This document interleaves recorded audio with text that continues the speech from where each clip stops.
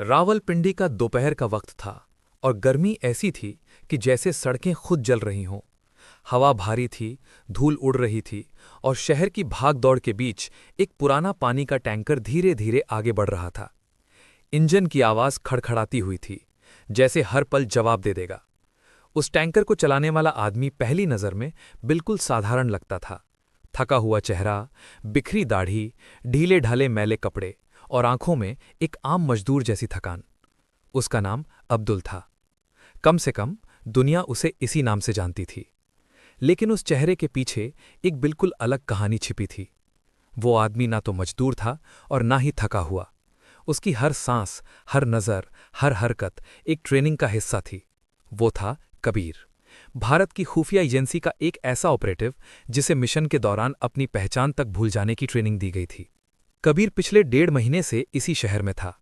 हर दिन, हर रास्ता, हर गली उसने याद कर ली थी। वो सिर्फ जी नहीं रहा था, वो इस शहर के सिस्टम में घुल चुका था। उसका मिशन बेहद साफ था, एक ऐसे इंसान को खत्म करना जो कई हमलों का मास्टरमाइंड था।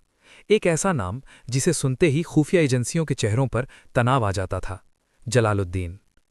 कुछ हफ्ते पहले भारतीय सैटेलाइट्स ने उसकी लोकेशन ट्रैक की थी, रावलपिंडी के सबसे सुरक्षित सैन्य क्षेत्र कैंप नंबर 4 के अंदर।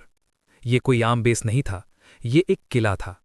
3 लेयर की सुरक्षा, हर गेट पर स्कैनिंग और हर कोने पर हथियारबंद जवान। दिल्ली में बैठे अधिकारियों को साफ पता था, यहां हमला करना युद्ध की शुरुआत हो सकती है। इसलिए आदेश था, कोई आवाज नहीं, कोई निशान नहीं, मौत भी ऐसी लगे जैसे खुद आई हो। और इसी मिशन के साथ कबीर ने चुना सबसे अनदेखा रास्ता, पानी का रास्ता। रावलपिंडी के कई सैन्य इलाकों में पानी की भारी कमी थी। टैंकर हर दिन अंदर जाते थे, बिना ज्यादा जांच के। कबीर ने उसी सिस्टम को अपना कवच बना लिया। धीरे धीरे उसने खुद को उस नेटवर्क में फिट कर लिया। पहले छोटे इलाकों में सप्लाई, फिर बड़े घरों तक पहुंच, और फिर एक दिन उसका टैंकर रुका, ब्रिगेडियर तारिक के बंगले के सामने।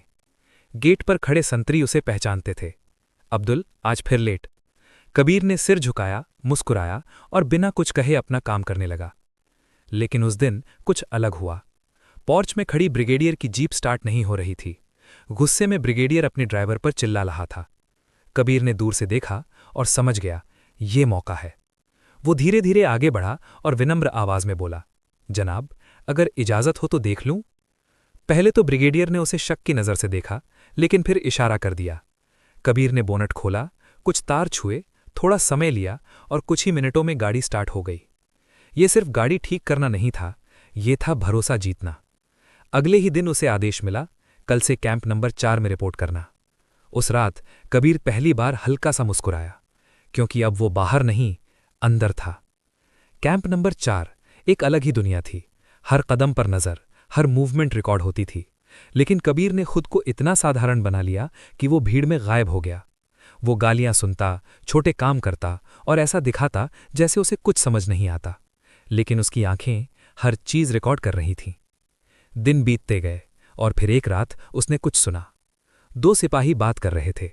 गेस्ट हाउस नंबर 3 वाला मेहमान कल रात फिर अस्थमा अटैक। बस यही वो जानकारी थी जिसकी उसे जरूरत थी। कबीर ने उसी वक्त तय कर लिया, अब खेल शुरू होगा। अगली रात उसने चुपचाप गेस्ट हाउस की पानी की लाइन में हल्की सी खराबी कर दी, इतनी कि सुबह तक पानी रुक जाए, लेकिन इतनी नहीं कि तुरंत पकड़ में आ जाए। सुबह होते ही गेस्ट हाउस में हड़कंप मच गया। पानी क्यों नहीं आ रहा? जल्दी प्लम्बर बुलाओ। लेकिन प्लम्बर वहां पहुंचता उससे पहले ही कबीर ने उसे रास्ते में रोक लिया। कुछ सेकंड में वो बेहोश हो गया। कबीर ने उसकी यूनिफॉर्म पहनी, टूल बॉक्स उठाया और गेस्ट हाउस की तरफ बढ़ गया। गेट पर जांच हुई, लेकिन सब सामान्य लगा, कोई शक नहीं हुआ। अंदर कदम रखते ही उसने माहौल महसूस किया, ठंडी हवा, लेकिन तनाव से भरी हुई। वो धीरे धीरे बाथरूम की तरफ बढ़ा, लेकिन उसकी नज़र अपने टारगेट पर थी, जलालुद्दीन। वो सोफे पर बैठा था, इन्हेलर हाथ में, और चेहरे पर चिड़चिड़ापन साफ दिख रहा था। कबीर ने काम शुरू किया और जानबूझकर आवाजें की। कुछ ही सेकंड में जलालुद्दीन गुस्से में उठा और बाथरूम की तरफ आया। जैसे ही वो अंदर आया, दरवाजा बंद। अब वहां कोई कैमरा नहीं था, कोई गार्ड नहीं था, बस 2 लोग थे और एक फैसला। जलालुद्दीन ने शक भरी नजर से देखा,